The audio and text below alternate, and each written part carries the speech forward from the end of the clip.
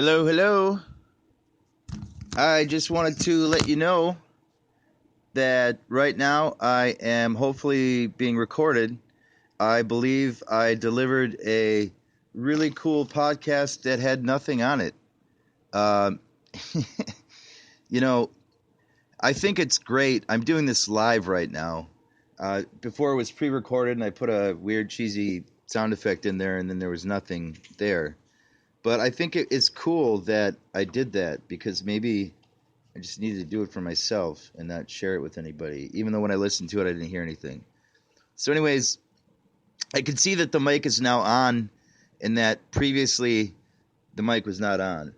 So I wanted to start by reading from a book called Tiny Buddha, Simple Wisdom for Life's Hard Questions. It's got thousands of people around the world that collaborated. Essentially, it's an author, Lori Desheen, who is the founder of Tiny Buddha. Thousands of tweets from around the world on a number of different subjects. Anyways, I'm not going to do a book review. I just wanted to start. Does everything happen for a reason? It's comforting to believe that everything happens for a reason. That there's some universal plan guiding us toward exactly what we need, either for this life or the next one. When you believe in this type of fate, everything feels purposeful and even if not controllable, understandable. If you get sick, you could say God has given you this illness to strengthen your spirit. If you get in a car accident, you could say the universe is teaching you to slow down and enjoy the journey more. Or broadly speaking, if you come up against any type of overwhelming adversity, you can take solace in the fact that nothing happens.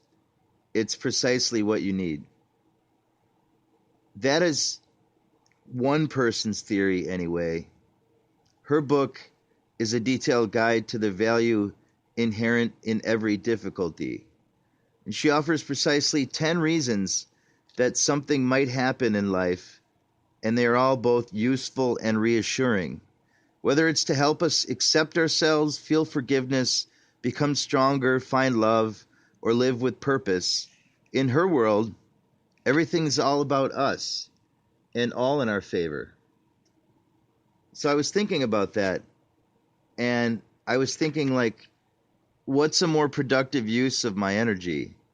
Searching for meaning outside me or creating meaning within myself? And then I realized that, you know what?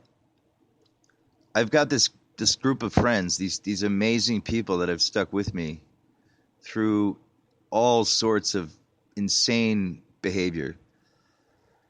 When I say insane, I'm not talking about textbook. I'm talking about something that's uncomfortable. Psychosis is not a pleasurable state.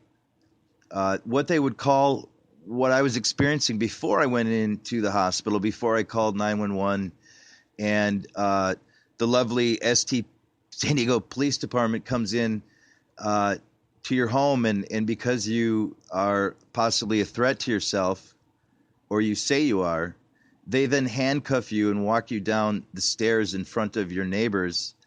Who knows what they think? I'm trying to be as concerned as I'm not. I could say, well, I don't care what people think. That's bullshit. I care a lot of time. I'm like, ooh, did you read the podcast? What do you think? I think that's human nature in a way. So they take you. They put the cuffs on so tight that you would have thought you robbed 3 banks, and then they got you. You can't get inside the car. When you get inside the car, your hands hurt.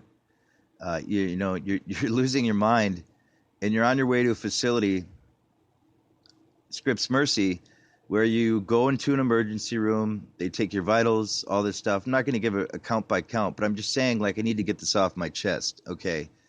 There was a physician there who will go unnamed, who will call Smurf. And Smurf asks me questions, and Smurf says, well, you can stay overnight up here in the ER, or actually they call it the pod. It's where there are 4 beds for people waiting to get into the psych ward, for someone to exit and continue on the factory line. I'm really surprised that they haven't, found a way to farm this out to China or import it, maybe it would be not a good idea because their toothpaste kills people. But so this gentleman whose life and my fate in that moment was in his hands decided potentially to send me home. What a mixed state is it is being manic, it is being high energy, uncomfortable, racing thoughts, with depression, fueling the depressive thoughts, with the depression bogging down the manic thoughts, essentially in a state of horrific, intolerable existence on this planet.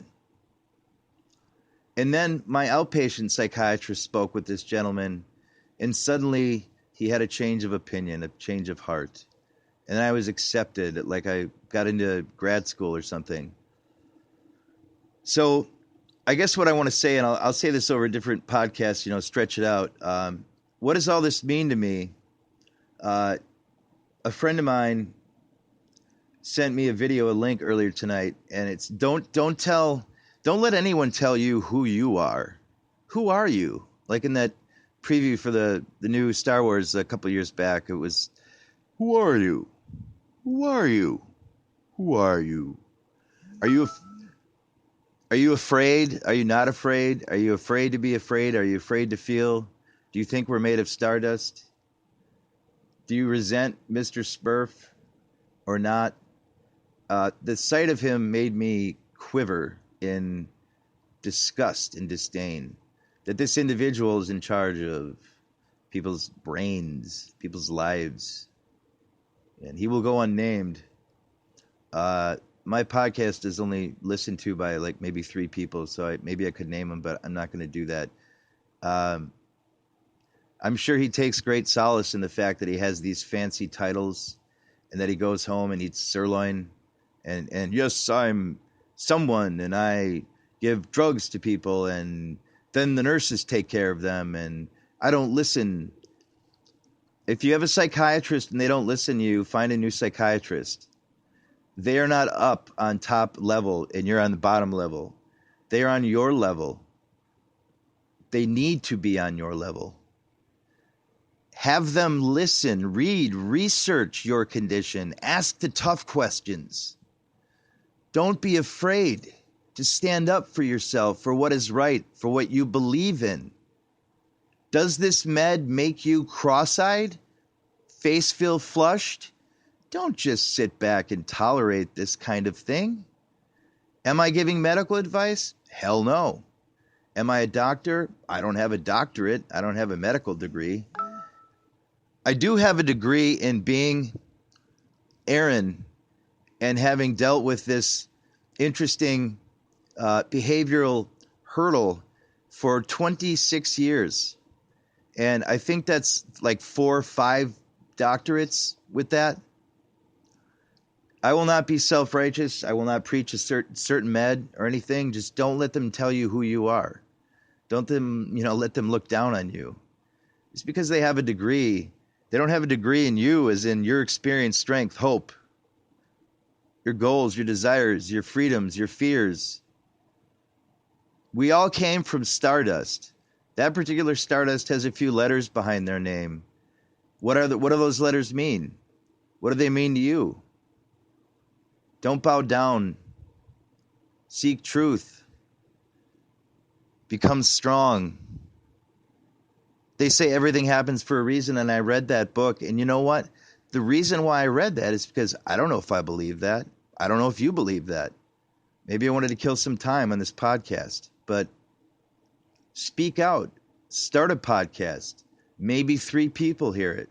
Who knows? Maybe they don't. Maybe it goes into the abyss. Maybe it doesn't. I love all of you. And I really mean that because I am you. And consciousness is the ground state of being. When the beggar and the rich man are asleep peacefully and immersed in dreams, sitting in cots next to each other, which one is the beggar? Which one is the rich man? When you're asleep, when you're not awake to form your own reality tunnel to say this guy's a beggar and this guy's not, and these are words and these are letters. Be a beggar, don't be a beggar. Just be yourself, man. Life is short, and then we're gone. And then we check out like a pigeon hitting a wall. Live, man. Stomp your feet on the ground. Live. I love you all.